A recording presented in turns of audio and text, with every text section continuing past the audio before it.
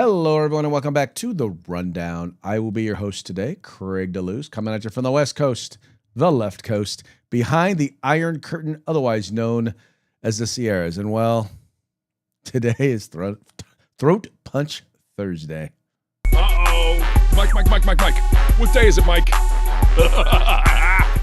It's hump day. Hump day! It's hump day. Hump day!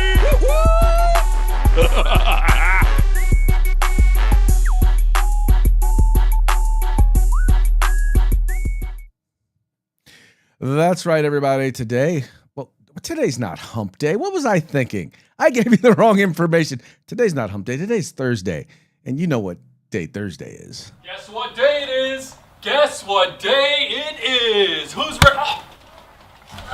It's Throat Punch Thursday, bitch.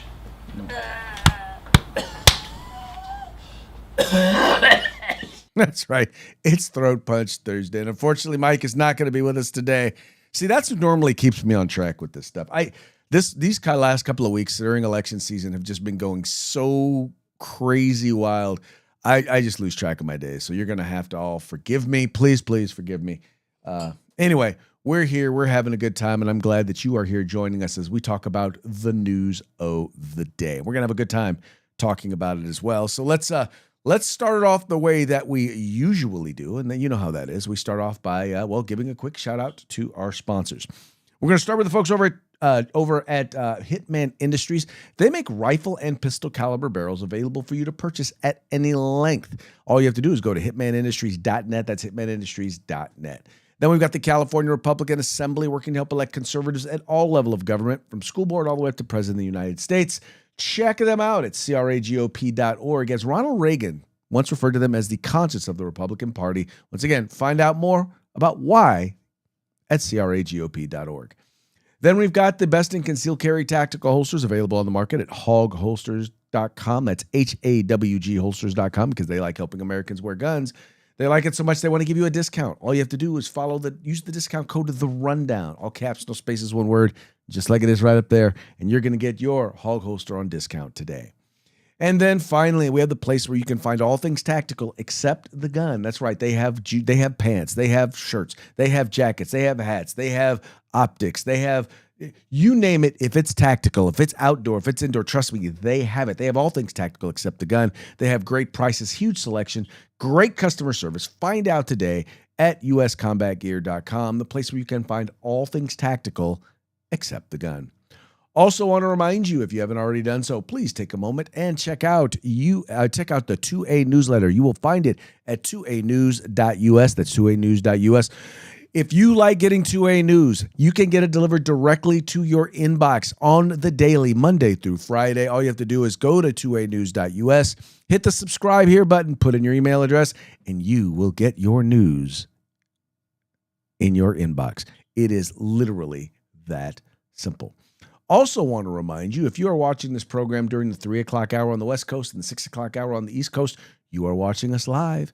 If you are watching us live, that means that we are taking your comments. That's right. We're taking your comments here. We would love to hear what you have to say, what you think about the program, what you think about me, what you think about my thoughts. And quite frankly, it doesn't really matter to me whether or not you agree with me or not. In fact, it's better if you disagree because, well, when you disagree, it gives us the opportunity to, mock you. Oh, wow. Is that a mockingbird? Man, is that a mockingbird? Is that a mockingbird?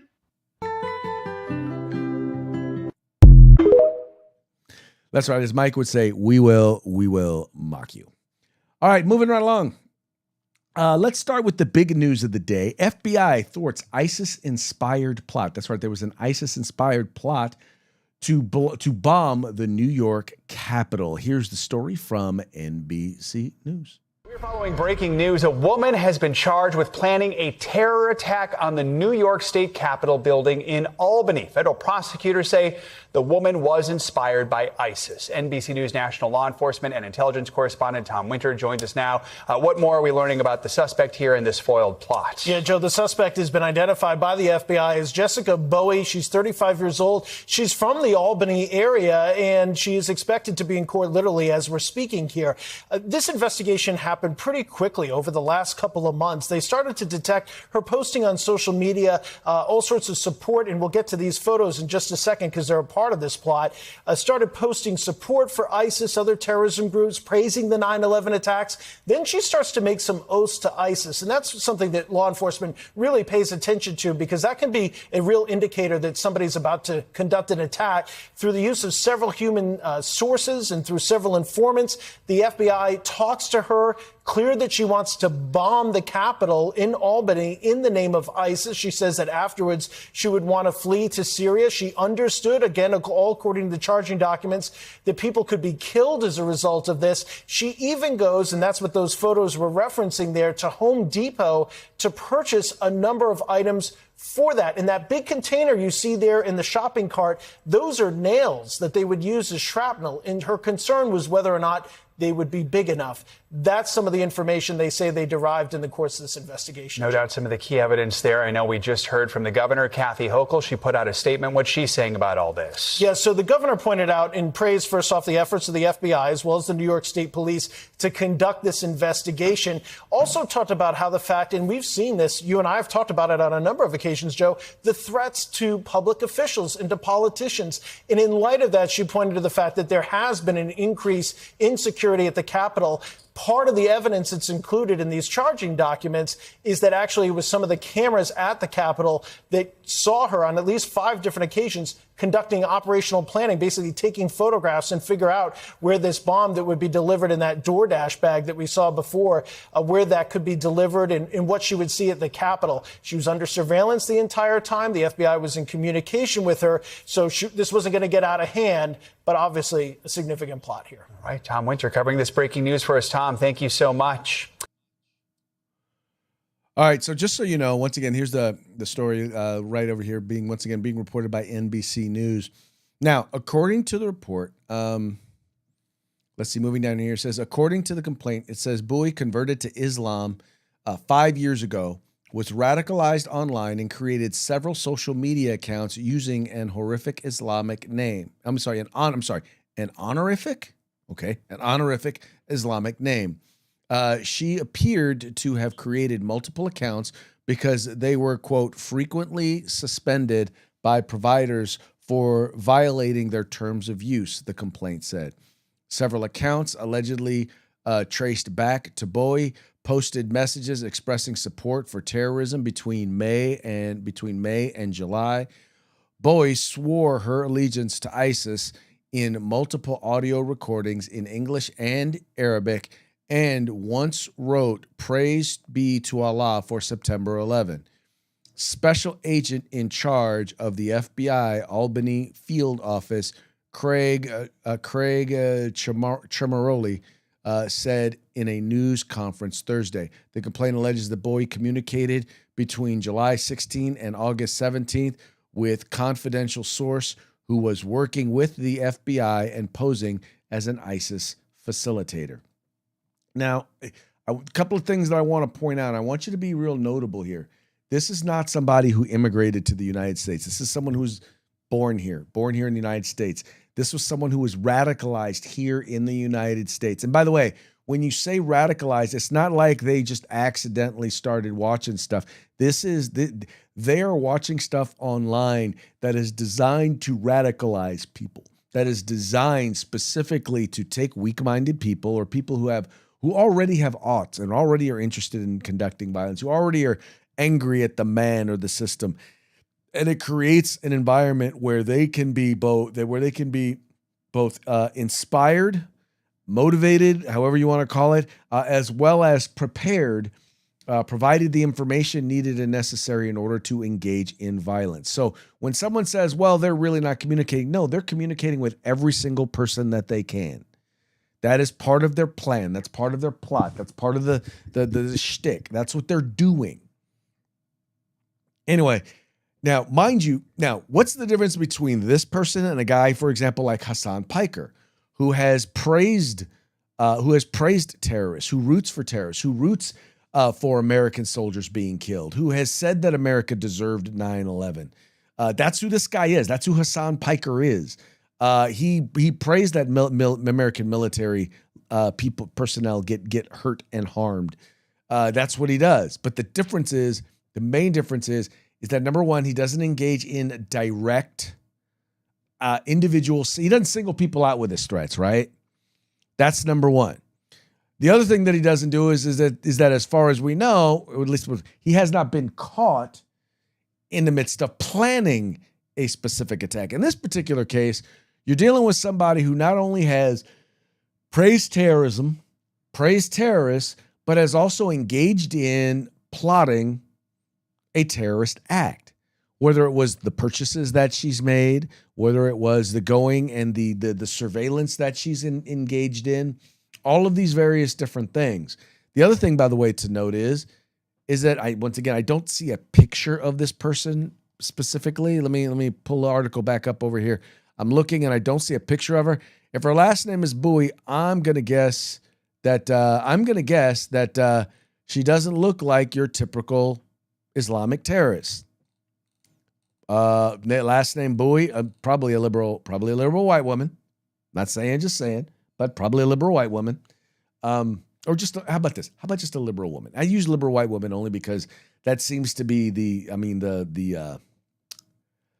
people who seem to be the most susceptible to this, at least in terms of what we've seen publicly. I could be wrong.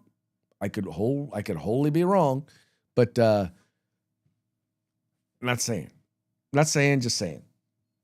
Anyway, but this is important stuff to see. This is important stuff to know, because keep in mind that as much as we focus on the Islamic threat to Israel, keep in mind that Israel is the little Satan. The U.S. is the great Satan in their eyes. And this is not all Muslims, right? Once again, we've talked about this. There are plenty, and I feel comfortable saying I don't know how many Muslims are here in the United States, but I'm sure there are plenty of Muslims here in the United States who wish no ill will, who just wish to live here in peace alongside their Christian and Jewish and Muslim and agnostic brothers and sisters. But there are also plenty of those individuals who are not just Muslim, but they are Islamicists. They are jihadists. They are people who believe in some of the fundamental, more radical teachings of Islam, which is about killing the infidel. If you do not convert, you must die. And they do not believe that Israel has a right to exist. And they would just as soon do whatever they could to take out the United States or convert all of the United States. Either one of the two would probably work just fine for them. But that is their mission in life. And I'm not saying that they're all Muslims. I'm not saying that they're most Muslims. I'm saying that there are enough of them, in particular here in the United States, for us to be not concerned, for us to be vigilant. How about that? For us to be vigilant. And I think in this particular case, you can see why. Because I will just say this, as is the case with many religions, converts generally tend to be the most fanatical. Not saying, just saying. Yes, I am. I'm saying, yes, they do tend to be the most radical, which means in this particular case, they generally tend to fall more in line with the specific teachings and quite frankly, can potentially pose a risk to our way of life. And if you are someone who has a good, solid understanding of the Quran and believe that I am wrong, I welcome for you to comment. I welcome for you to reach out because I would love to learn more. But my understanding of the Quran, my understanding is that a lot, if not many of its teachings are directly in contrast or contrary to what we believe. Because much of what we believe here in the United States is based on Judeo-Christian principles. We don't believe in a theocracy, right? We have a greater respect for the rights of women. We do not believe that women are property. There's many more beliefs that we have that are just inconsistent with our way of life and the values we have, not just as Christians or as a Judeo-Christian society, but as a Western society. And that may be one of the reasons why, it's one of the reasons why so many of these terrorists, they call it the Red Green Alliance, have lined up with the radical left, because they too want to see Western society fall. Now, they want to do it in the name of communism. The Islamicists want to do it in the name of Allah. Now, what I believe is basically going on here is that the communists believe this, the soft-headed socialists believe that, well, once we get rid of Western society or white supremacy, then, the Muslims, they'll come over to our side. They'll see that free love and all of that is okay. I believe that the Islamicists are thinking, well, once we get rid of Western society, with that is going to then go some of these soft-headed socialists who are part of the new new Marxism or the neo-Marxism, the social or cultural Marxism, because they're going to basically say, yeah, now all of a sudden LGBTQIA plus is not going to be a thing here anymore, and then throwing them off the roof will commence. That's what I believe is going to happen. But anyway, that's all something that we all need to be conscious of. All something that we need to be wary of is any sort of extremism, whether Christian extremism, because there are some people who have manipulated the Christian faith in order to make people believe, well, it's a whites only thing, or to believe that at one point people want to believe that, well, or there are people out there who've started violent groups with the idea of quote unquote because they believe God told them to. I think they're wrong. I think that what makes our country great is that we live in a society where we can disagree and still live together under the same banner of protection of the same government. Now, we should be able to do that. But that only works under Judeo-Christian principles and values. It doesn't work. It doesn't work under Islam. It just doesn't. Well, our government wasn't based on that, wasn't founded on that. And I know some folks out there are going to disagree because, you're either soft-headed, ignorant, or you're part of that group that wants to get rid of the rest of us. In any case, let's move right along. Evidence the jury never saw in the Carmelo Anthony trial. Now, you may, and it's been released. Now, you may remember this. This is the young man who wound up killing another teenager at a track meet in Texas last spring. The Carmelo Anthony, it was a rainy day. Carmelo Anthony was under the tent of another team. They asked him to leave. He refused. They told him to leave. They refused. One of the individuals confronted him, pushed him, and he reached into his bag, grabbed a knife, and stabbed the other young man in the chest. Well, there are a lot of people out there, and there's tons of protests where they're out there demanding a new trial. That he was convicted. He was convicted and sentenced to 35 years. Many of his own people who were there testifying on his behalf basically said that Anthony was the aggressor. Well, now the judge who was part of the original trial has been replaced. He was replaced because he said that he believed that the case was rightly decided. I don't know why that would be cause to remove the judge, but he said he believed that the case was rightly decided. In any case, now they're looking to get a retrial. They're looking to get a retrial because they believe that the case was not handled fairly. I don't know why it wasn't handled fairly, but they're saying it wasn't handled fairly. Well, now the prosecutor is basically saying, well, wait a minute. Not only was it handled fairly, but there was a bunch of stuff, a bunch of information that was never released to the public. That, well, since we're talking about how the case was handled, let's talk about and take a look at some of that evidence.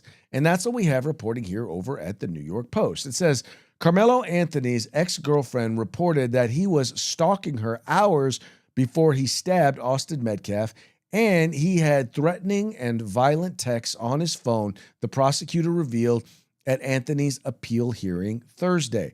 The jury never heard about Anthony's disturbing history or about Metcalf's juvenile criminal record because of a gentleman's agreement in the 19-year-old's defense ahead of his trial. Collin County Assistant District Attorney Bill Weirsyke revealed. He told the court Anthony's high school girlfriend confided in an assistant principal on April 2nd, 2025, that Anthony was stalking her after a breakup and that he was obsessed with fights, guns, and knives, according to local outlets at the hearing. Anthony also sent a picture of the knife and told his ex-girlfriend, "I'm low-key on the verge." Wersk said he was spiraling, the prosecutor said. There's a picture of the knife he wound up sending. It says here, a few hours later, Anthony stabbed Metcalf to death under the tent at a track meet at a high school.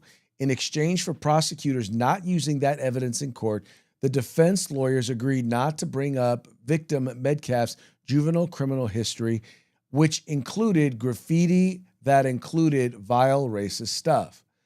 I offered the agreement, Wersk said, according to WFAA TV. Let's stay away from historical character and stick with the facts. What happened under the tent? The agreement was meant to keep publicly fraught trial from being an even more volatile racial tinderbox, he said. Anthony was convicted of murder and sentenced to 35 years in prison, but he is appealing the conviction. In a legal victory for Anthony, the judge who presided over his trial was removed from the appeal on Wednesday. Retired district court judge Michael Chitty was then assigned to consider the motion from Anthony's attorneys asking for a retrial. Anthony's attorneys had asked for Judge John Roach to be removed, in part because of a TV interview in which Roach said jurors got right when they delivered the guilty verdict. In his opening statement at the retrial hearing, defense attorney Russell Wilson claimed Roach ran a shadow docket, WFAA TV reported. He argued that the June proceedings were marred by strict courtroom rules and improper jury instructions.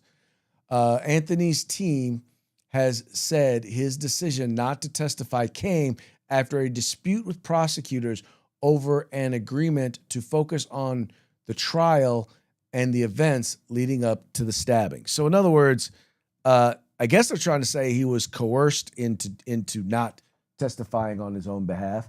But the reality is that if he had testified, he would have had to answer questions about those messages, about the fact that he was stalking his ex-girlfriend, the fact that on one of them he said he's on the verge.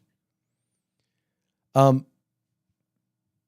here's the thing that may be interesting. Now, if he says he's on the verge, does that mean that he was planning on hurting somebody? Does that mean that he had the knife because he was planning on stabbing somebody? Is that enough for murder one, or is that more murder two? I don't know. I'm not a legal attorney. I don't know enough to know. That may be what they're arguing. They may be saying, he was angry. He was upset. But is it murder one or is it murder two? And do you think if he got murder two, he would have got less than 35 years? Who knows? In any case, it's very clear. Dude got a fair trial. There's no doubt. People want to say, oh, well, he had an all-white jury. He did not have an all-white jury. There was not a black member of the jury, but the jury was very diverse. I don't remember exactly what the makeup was, but I do remember there were several other races and several other genders on there other than just white people. Now, the left will argue, well, their proximity to whiteness, blah, blah, blah, blah, blah. Well, my point is you don't get to say it was an all-white jury if it was not an all-white jury. You just don't get, well, I guess you can say it, but you'd be lying. Or at the very most, you'd be lying. At the very least, you'd be wrong. How about that? In any case, let it be known, dude was cruising for a bruising. He was angling for a fight before he ever walked into that tent.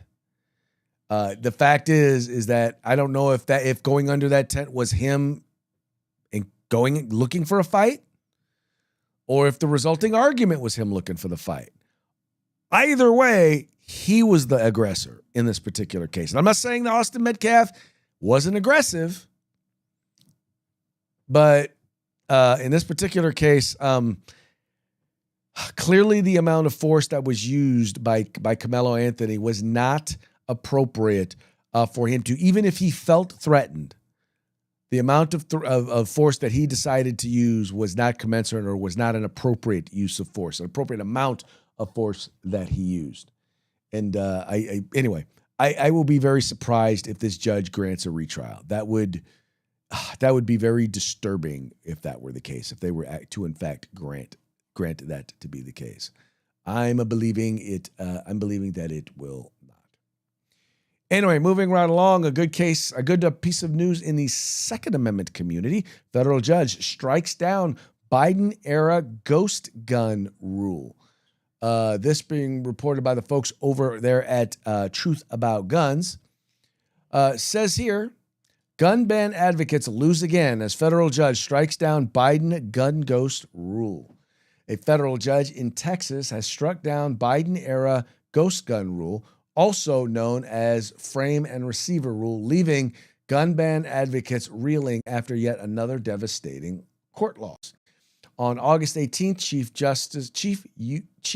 U.S. District Judge Reed O'Connor of the Northern District of Texas, Fort Worth Division, ruled the frame and receiver rule unconstitutional on two separate grounds. It violates the Second Amendment, and it is too vague to satisfy the Fifth Amendment due process protections. The Second Amendment Foundation, a plaintiff in the case, Defense Distributed versus Blanchett, announced the victory in a Facebook post proclaiming yet another win over unconstitutional gun laws. The court declared the rule unconstitutional as applied to all SAF members and issued a permanent injunction protecting Defense Distributed and current and future Second Amendment Foundation members as it related to the specific gun kits involved in the case. SAF said in the report, in plain language, SAF members are now expressly protected from enforcement of this rule, specifically involving these specific products under the court order. Now, here's the deal. Right now, this court order only really affects people who are party to the case. So that would be, as was noted there, SAF members or any other organization or Defense Distributor or any other organization. So, well, let me put it this way. Now the question is going to be, is the entire rule, or at least is the entire thing going to be thrown out? Who knows? Is the Department of Justice going to appeal it? I'm going to guess that they are. And here's the reason why. Not because they want to get rid of ghost guns, not because they want to get rid of home-built firearms, but because right now it's a precedent, but it's literally only applies to the people involved in the case. If it goes to the appellate level and then it gets thrown out there, which it will, if it doesn't get thrown out there, it'll definitely get thrown out at the Supreme Court level, then it's precedent. Now, all of a sudden, there is a decision that impacts more than just the people who are involved in the case. That's important to note, because I know there are a lot of people out there, people who, some don't like Trump, some don't like the government at all anyway, who are going to say, well, if they appeal it, well, they're appealing it because they're anti-gun. No, in some cases, they may just be appealing it because if they don't, it doesn't really, the decision isn't really at a point where it can actually serve as a precedent. And I know that's legal speak and court speak, but it's a real thing. It is honestly a real thing, and it is a real thing to consider when deciding whether or not to appeal something, right? We need someone who's in a position where they can say, hey, you know what? This is going to apply to everybody. And it would have been nice if the judge had tried to make it apply to everybody. But, on the other hand, we've also got the Trump administration arguing on cases relating to immigration or on other cases where lower court justices are making decisions and trying to set a national precedent. That's already been ruled. No, you don't get to do that. So that's where this is going to start to become interesting, because gun rights folks are going to get mad when they appeal. when the Department of Justice appeals. They are. But you got to understand, I'm trying to explain to you why they are appealing. And they're appealing so that they can get this very same decision at a higher level. And trust me, whatever defense they put up ain't going to be a very strong one. Trust me. It's not going to be a strong, but they want a precedent here. Because in a lot of these cases, let me be honest with you, they'll come back if anti-gunners take over Congress, both houses of Congress, and get the White House. They'll work to try and pass these laws. They'll get rid of the filibuster, and they'll try to pass these laws. And then it'll become law, as opposed to what they're trying to do. What they tried to do here was pass it via statute, or not statute, but pass it via regulation, which is basically an executive function. And as you know from Schoolhouse Rock, the executive branch doesn't write law. At least they're not supposed to. It seems to be a thing nowadays. It seems to be happening. Anyway, more to come on this very important decision. And now another one. This is something, I don't know how many times I've talked about this on interviews that I've done, how many commentaries I've written on this. But as many of you know, I also do a lot of writing. Well, one of the things I talk a lot about is the minimum wage. I talk about how setting price floors, in particular for labor, well, I talk about how bad those things are and the real harm that it causes, right? Well, there is a new study out, and by the way, this is not the first study in this, but there's a new study out that demonstrates that who does minimum wage actually wind up hurting? As reported by the Washington Free Beacon, minimum wage hurts poor workers, new study finds. Quote, the job loss is concentrated among poor families, the paper says. And this is a UC Irvine professor, so definitely no conservative think tank. A new study by academic economists conclude that higher minimum wages hurt low-income workers by reducing their hours, the chance that they remain employed, and their overall income. The working paper, Do Minimum Wages Help Workers in Poor and Low-Income Families, was released this month via the National Bureau of Economic Research by David Newmark, who is Distinguished Professor of Economics at the University of California, Irvine, and Emma Wall at UC Irvine Economics, a UC Irvine Economics PhD. The paper comes as Democratic and Socialist political candidates press a federal minimum wage increase, a central policy initiative in the 2026 midterm election campaign. Senator Bernie Sanders, the Vermont socialist, greeted the victory of Abdul El Sayed in the Michigan Democratic primary with a video.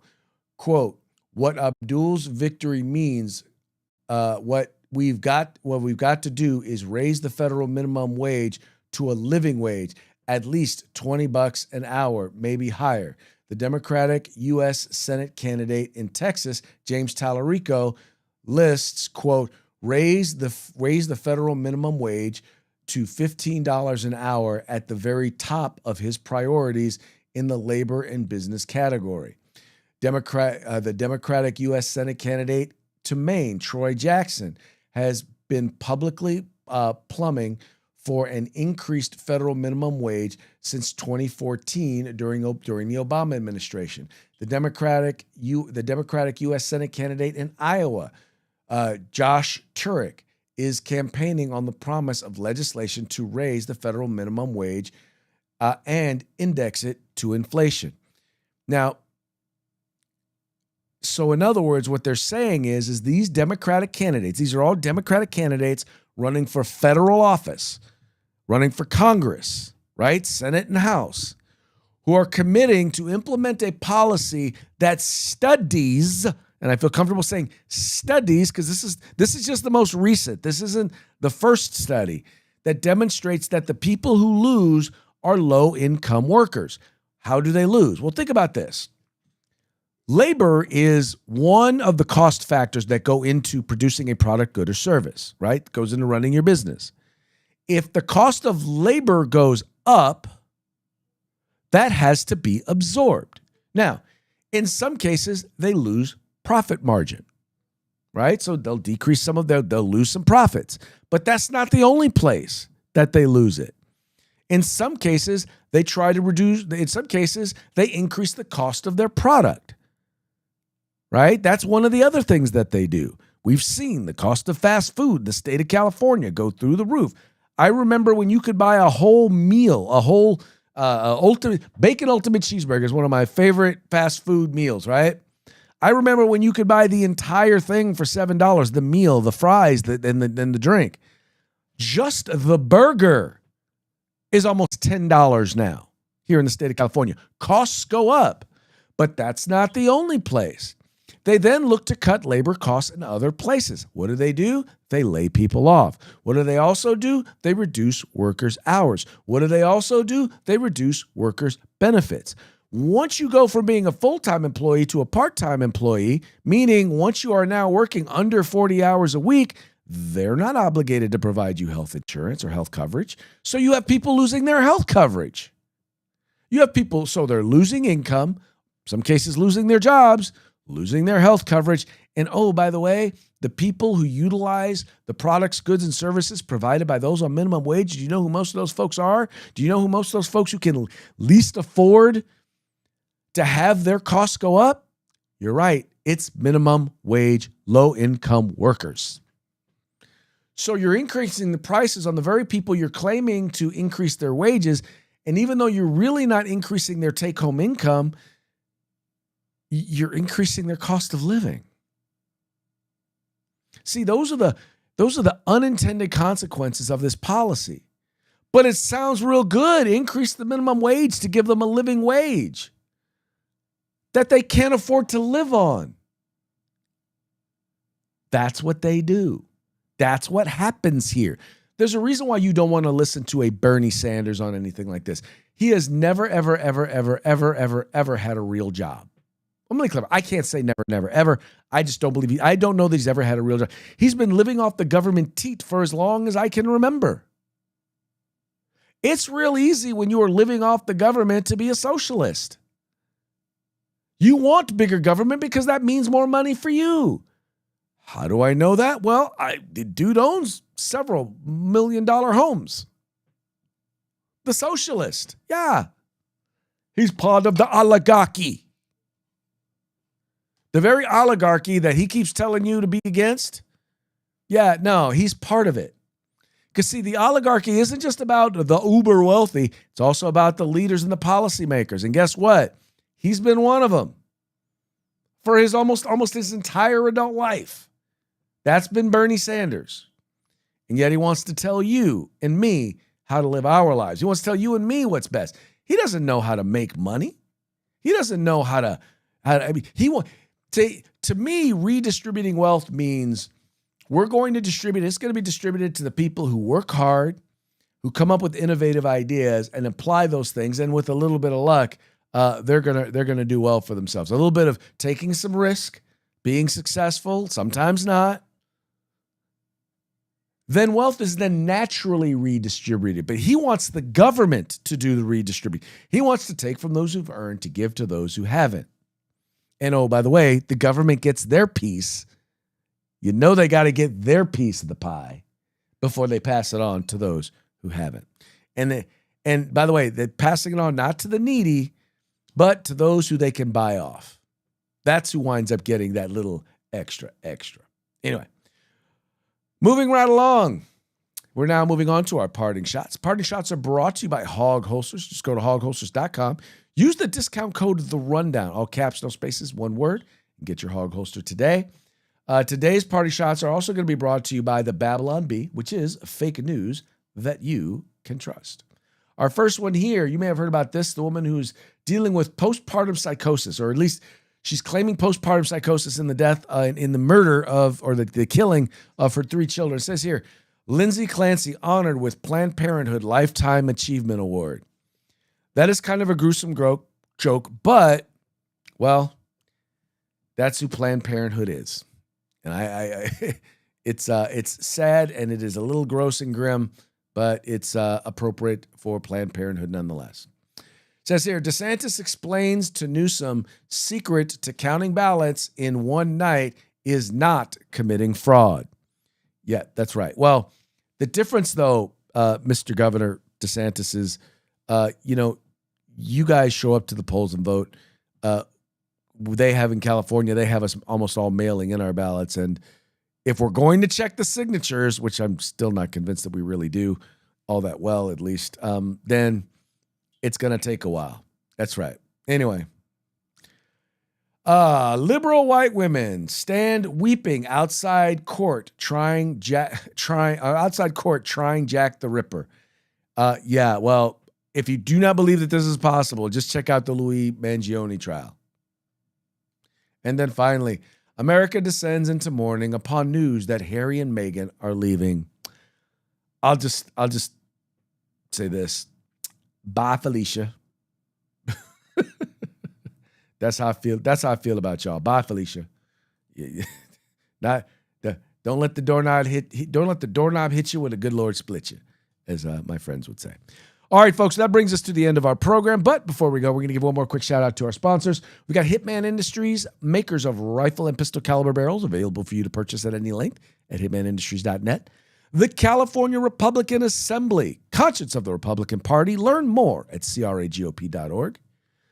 Then there's Hog Holsters, the best concealed carry holsters on the market at HAWGholsters.com. That's hogholsters.com, helping Americans wear guns. And then finally, the place where you can find all things tactical except the gun. That would be at uscombatgear.com. All right, folks, that's going to be it for today's program. We very much appreciate you tuning in. We appreciate you liking and sharing the program and encouraging your friends to do the same. We will be back, tomorrow. That's right. Tomorrow is Free for All Friday. Till then, y'all have fun. Stay safe. We will see you mañana.